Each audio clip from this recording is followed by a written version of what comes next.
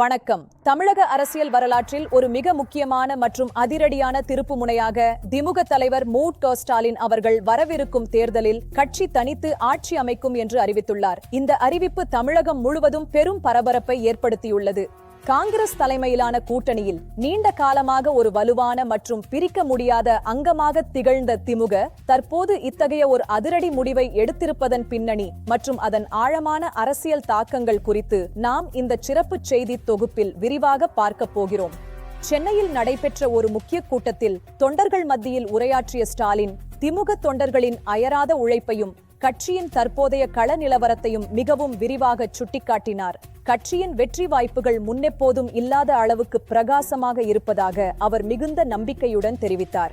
கடந்த சில சட்டமன்ற மற்றும் நாடாளுமன்ற தேர்தல்களில் காங்கிரஸ் கட்சியுடன் இணைந்து மாபெரும் வெற்றிகளை பெற்ற திமுக இப்போது ஏன் இத்தகைய ஒரு பெரிய மாற்றத்தை நோக்கி நகர்கிறது?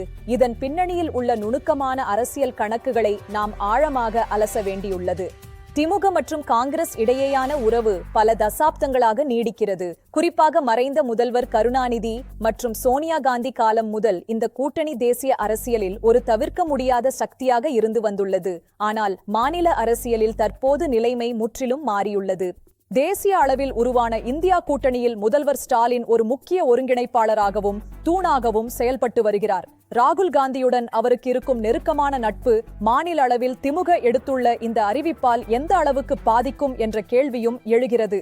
திமுகவின் மாவட்ட செயலாளர்கள் மற்றும் கட்சியின் மூத்த நிர்வாகிகள் மத்தியில் வரவிருக்கும் தேர்தலில் 234 தொகுதிகளிலும் திமுக தனது சொந்த பலத்தில் போட்டியிட வேண்டும் என்ற கோரிக்கை கடந்த சில மாதங்களாகவே மிகவும் வலுவாக முன்வைக்கப்பட்டு வந்தது.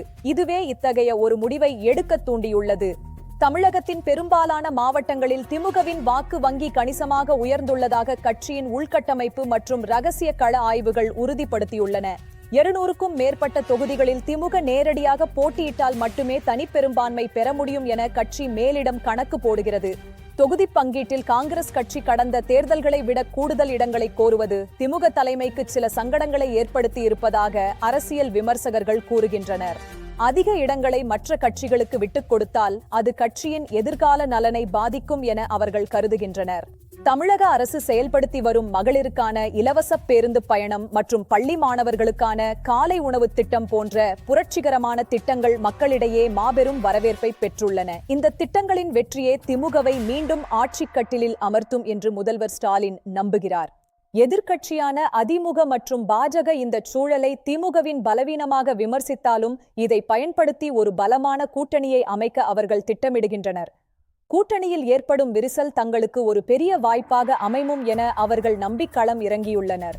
திமுக கூட்டணியில் உள்ள மற்ற முக்கிய கட்சிகளான விசிக, மதிமுக மற்றும் இடதுசாரி கட்சிகளின் நிலைப்பாடு இனி என்னவாக இருக்கும் என்பது வரும் நாட்களில் அரசியல் சூட்டை மேலும் அதிகரிக்கும். அவர்கள் திமுகவின் இந்த தனித்து நிற்கும் முடிவை எப்படி எதிர்கொள்ளப் போகிறார்கள் என்பது தற்போது ஒரு பெரிய கேள்விக்குறியே.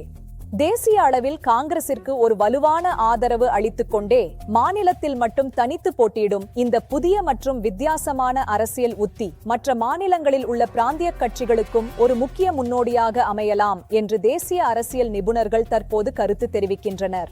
சமூக வலைதளங்களில் திமுகவின் இந்த அதிரடி அறிவிப்பு தற்போது மிகப்பெரிய விவாத பொருளாக மாறியுள்ளது.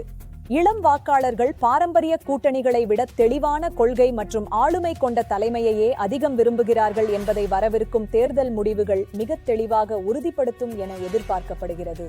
வரவிருக்கும் தேர்தல் முடிவுகள் தமிழக அரசியலில் ஒரு புதிய அத்தியாயத்தை எழுதும் என்பதில் எவ்வித சந்தேகமும் இல்லை எனலாம்.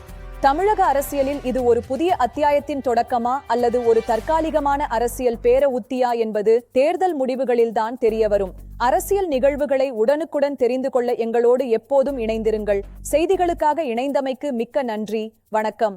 தமிழக அரசியல் நிகழ்வுகளை உடனுக்குடன் தெரிந்து கொள்ள எங்களோடு எப்போதும் இணைந்திருங்கள். செய்திகளுக்காக இணைந்தமைக்கு மிக்க நன்றி. வணக்கம்.